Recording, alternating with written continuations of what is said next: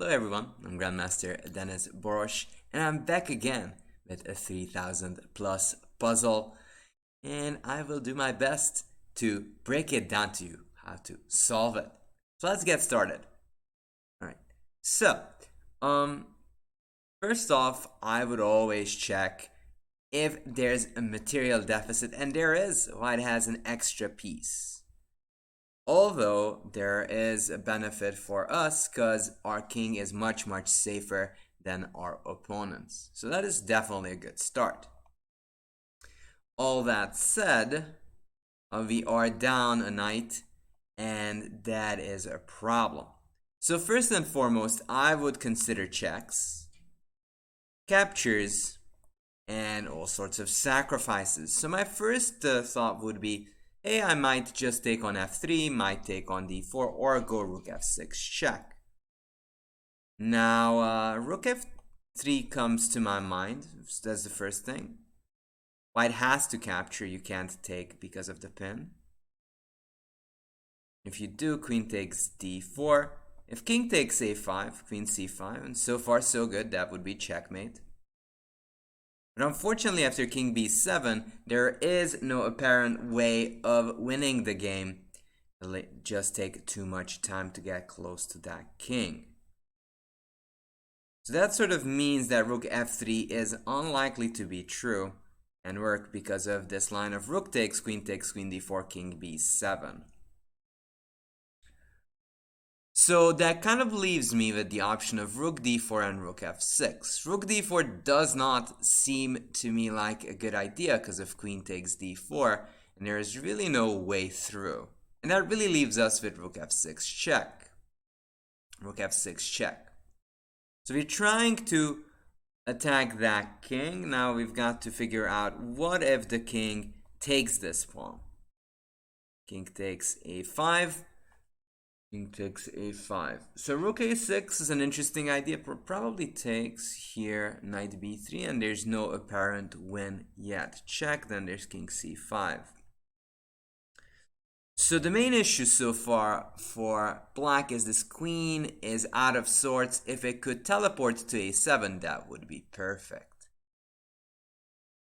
So knight c6 check. If you take, I take and go queen c5 and mate to follow. So that would work. So knight c6 check. This seems like the right way to go. Knight takes c6, there's queen c5, there takes and it's mate. So that leaves king b5 as an option, but now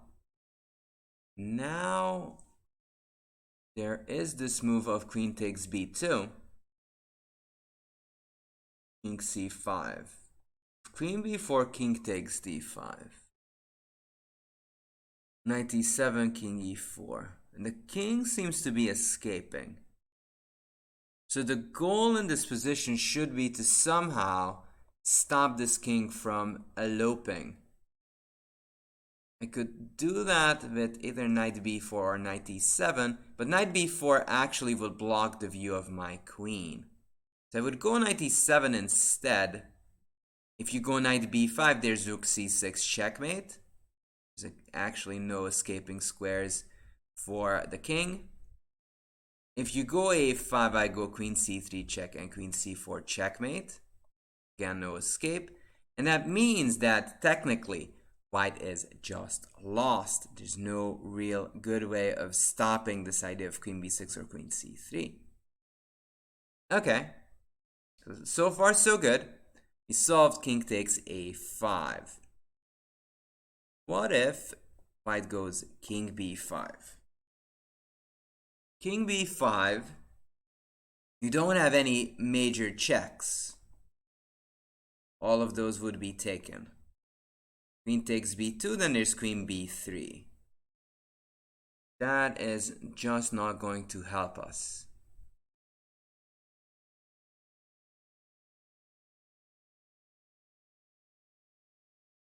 So, the king is stuck. It can't really pass through. The king can't escape.